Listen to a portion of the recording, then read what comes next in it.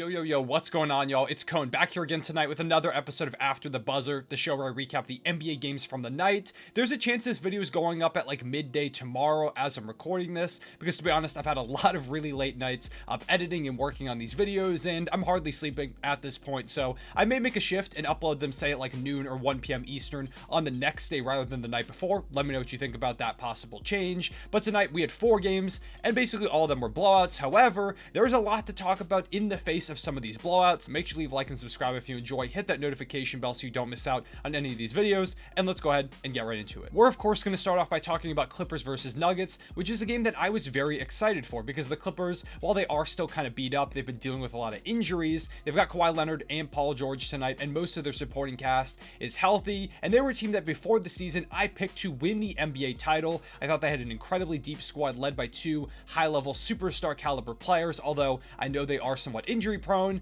But the Nuggets, meanwhile, were my pick to be the 1 seed. They've got Nikola Jokic and been the best team in the Western Conference so far. So this is one that I thought was going to be a super close back and forth game.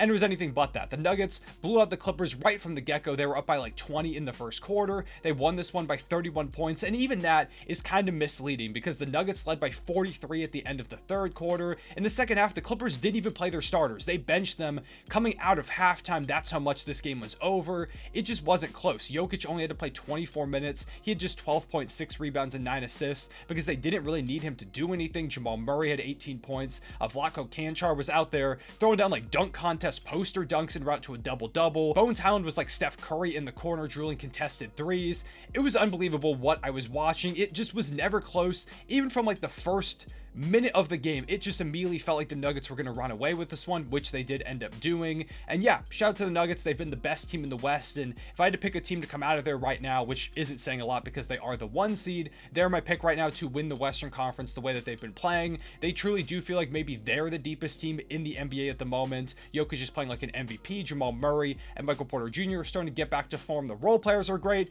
The Nuggets are just really good. I've made a lot of videos talking about how good the Nuggets are, but I haven't made as many talking about how disappointing the Clippers have been towards the start of the season. I made a video talking about like the Clippers, I think at that point were like 1-5, or it just wasn't going well for them at the beginning of the year, but they really started to turn things around, and I was this close to making a video saying, hey, the Clippers have kind of figured things out, but they continuously have these issues that are too glaring for me to really say that I trust them as true contenders at the moment. Right now they're sitting at 21-19 on the season, 6th in the Western Conference, which isn't terrible. They're only a few games back from being like a 2 or a 3 seed, but it's not what we were all expecting. The Clippers, like I said, have a ton of talent. They're an incredibly deep roster. They've got 2 high-level players, and I picked them to win the NBA Finals, so I expected better out of them because even though they're the 6th seed at the moment, they haven't really looked the part of it. It feels like a lot of times they should lose some games that they don't, and they've kind of gotten away with a lot of really poor shooting performances, and tonight was one of those examples where they got really punished for it. Now, it's not all been their fault because they have dealt with a lot of injuries. Paul George has missed 11 games. Norman Powell has missed 11. John Wall has missed 10. Kawhi Leonard has missed 24. Robert Covington has missed time. Luke Kennard has missed some time as well. Basically, any player that's important on their team has probably missed at least 5 games, if not double digits. So they have dealt with a lot of injuries, but this was also a team that we all knew could be very injury prone coming into the season. They were the 3rd oldest team coming into the year. They've also got guys like Kawhi Leonard, who is coming off a major injury. Paul George has had a ton of injury history. John Wall is getting older, and he lost a whole season, multiple seasons even, to injuries. It just feels like this is a really injury prone roster, so it doesn't at all feel like, you know, terrible luck anymore. It's just starting to seem like that's kind of the way the roster is built, around these aging, injury prone guys, which is a big concern if you're trying to compete for a title. So yeah, injuries have given them a ton of issues, but tonight they had a relatively healthy roster, at least enough to put up a fight against the Denver Nuggets. They didn't even come out and compete, and it hasn't been a defensive issue. They are a top 6 defense in the league at the moment as I check this stat. However, the offense is so bad, it's bottom 3 in the league, and it's bad enough to take a top 6 defense and turn that into a negative net rating. Right now, they just barely have a better net rating than the Los Angeles Lakers, or towards the bottom of the West, and the Oklahoma City Thunder, and they're just below the Washington Wizards, who have kind of been drowning most of this season. So theoretically, the Clippers aren't as good as their record indicates with the way that they've been playing, and that is very concerning. So let's talk about why the offense has been so bad. Probably the first thing you'll notice when you watch the Clippers is the fact that they really just don't get to the basket. They rank towards the bottom of the league in both percentage of points scored in the paint and total points in the paint. They just don't get to the rim. And that is a big issue in the NBA because they're settling for a lot of mid-range jumpers. A lot of times they'll just settle for threes that are contested. They'll pass it around the perimeter and just be like, okay, somebody ISO and go get us a bucket for like a pull-up mid-range jumper or a floater or a shot that's not really as reliable as just like getting to the rim and getting a layup or dunking the ball. They don't have a lot of dominant interior forces. You think about their guards, guys like Reggie Jackson, Luke Kennard, Norman Powell, and John Wall, who a while ago would have been an elite threat attacking the rim, but now he's just not that type of player anymore. Those aren't guys that are going to put a lot of pressure on opposing teams' bigs. They're not going to get downhill reliably. Paul George likes to take a lot of jumpers. He can theoretically get aggressive and attack the rim and, throw down some massive dunks as he did years ago when he was with the Thunder and the Pacers. But as he continues to get older, he's settling for a lot more jumpers, probably to take care of his body and just not put that continuous strain on it. And, with Kawhi Leonard, we've seen him throw down on some guys here and there, but once again, he has to take care of his body, so he's shooting a lot of jumpers. It's just ugly offense, and Tyronn Lue has to do a better job of scheming, getting guys into sets where they can get towards the rim, attack the basket, and just overall generate better looks than these contested threes and mid-range jumpers, but it's not happening. He hasn't really made any adjustments, which is concerning because I've been really a big fan of Tyronn Lue over these past few seasons. I feel like he's done a great job of establishing himself as one of the best coaches in the NBA, but I've been very unimpressed and underwhelmed by what he has done with this roster so far. Another issue that they have personnel-wise is their big men. Of course, they have Zubac, who's a really solid big to start in your lineup, but beyond him, there's really nobody. They don't have a reliable backup big, which is another issue. And Zubac himself isn't going to be like a back-to-the-basket type big that can dominate inside. Sure, he's going to get you some offensive and defensive rebounds, close out possessions, and finish around the rim when he does get the ball, maybe on some lobs, or just when he gets it down low every now and again, he can pull out a post move, but you're not going to go to him reliably. So your guards don't get downhill, your wings like to settle for jumpers a lot, and your big man really isn't that much of an interior threat. It's just a recipe for really struggling to score inside, and they shoot a lot of threes. They do a decent job at that. It's enough to keep them afloat, but they've got to figure out a way to get more pressure on the rim. However, they're in a tough spot mainly because there's not a lot of ways for them to improve this roster the way it's currently constructed. I would know as a Thunder fan because we own all their first round picks for the foreseeable future. They don't have a lot of great young talent either. Terrence Mann is probably the best example of a young player that maybe a team would be willing to trade a solid vet for, although the Clippers have a problem of having a lot of old guys and not much youth. Like we said, they're injury prone in one of the oldest rosters in the league, which is a bad recipe for success, so it's concerning as well there. It's just kind of a mess right now in Los Angeles. You also add in the fact that Kawhi Leonard hasn't really consistently looked like himself yet when he's been able to get on the court, which isn't a lot of the time.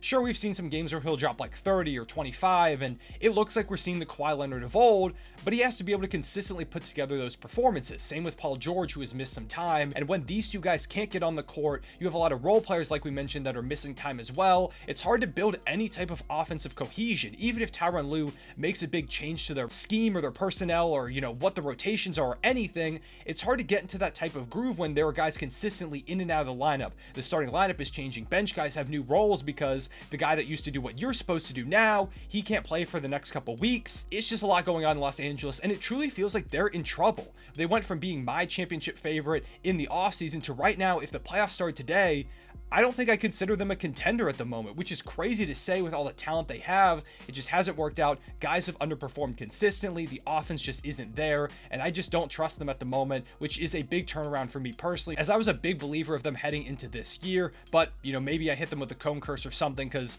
they look like a mess. In some other news, the Celtics blew up the Mavericks. I told you, it was basically a slate of all blowouts, and this is another game that I was really excited for, another nationally televised one, a battle between Jason Tatum and Luka Doncic, two of the top MVP guys. And Jason Tatum had a great game. He had a triple-double with 29 points, 10 rebounds, and 14 assists. It was a big statement for him as he's continued to, I feel like, drop down a lot of people's MVP ladders. Maybe this is a game that gets him back in that conversation. They also had 5 guys in double digits defensively. They really locked down, holding the Mavericks to under 100 points. It was a big bounce back from their game against OKC, where they gave up 150, the most the Thunder have ever scored. It feels like maybe that was a wake-up call for them of some kind, and you can only hope if you're a Celtics fan that they they keep this energy going forward and don't once again kind of lull themselves into a false sense of security, because they will get punched in the mouth again. But if they're playing like this, they're in a pretty good spot. For the Mavericks, Luka Doncic had 23, 9, and 3, but Boston, like I said, defensively was a lot better and held him to just 7 of 23 shooting. He was 0 of 6 from deep, and the team as a whole shot 7 of 32 from 3. So Boston's defense kind of woke up and really made the Mavericks pay. Then we had Jazz versus Rockets, which saw Lauri Markkanen put up his career high with 49 points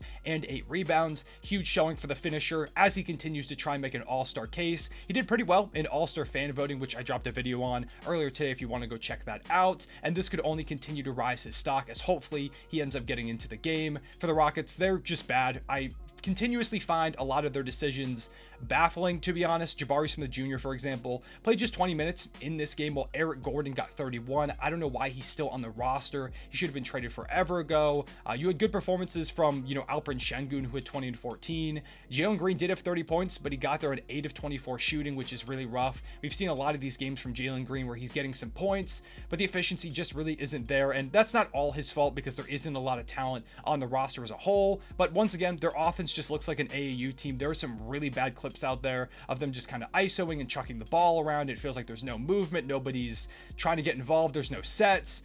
I don't know what Houston is doing. It feels like there's a lot of problems on the roster. I've seen some tweets about maybe some tension. I don't know if there's any actual substance to those or if that's just a lot of rumors, but right now it hasn't been a great year for the Rockets, unless you really want Victor Wembanyama, and in that case, it's been a pretty good one. And finally, we had Grizzlies versus Magic, which wasn't a blowout to the scale of the other ones, but Memphis did win by 8 points, and it was pretty comfortable. Jaren Jackson Jr. had a 31 and 10 game with 3 blocks on 12 of 14 shooting, just absolutely destroying the Magic on the inside. Ja Morant had 32 points, 5 rebounds, and 6 dimes on 13 of 21 shooting. Orlando just had no answer for these two guys. Meanwhile, though, Paolo Banchero had 30 points, 9 rebounds, and 3 dimes. He's continuously trying to build an all-star case. Another guy that was featured pretty decently on today's all-star returns, so hopefully he continues to rise up those standings. It would be super cool to see Paolo get in as the first rookie, since I believe it was Blake Griffin was the last one to play in the all-star game. I don't think he's going to end up getting it just because there are so many guys, but I love to see Paolo continue to get that love as he puts up a historic rookie campaign. And that's all I've got for y'all. Make sure to leave a like and subscribe if you enjoy. Hit that notification bell so you don't miss out on any of these videos. Let me know what you think about the Los Angeles Clippers. Do you think, like me, that they're in big trouble, or do you think that they'll figure this thing out? They still got Kawhi Leonard and Paul George, a deep roster, and last year they almost made the playoffs despite missing Paul George and Kawhi for basically the whole year. So they'll figure this thing out. Let me know all that in the comment section below. I appreciate y'all watching. I'll see y'all later. Real One Say back.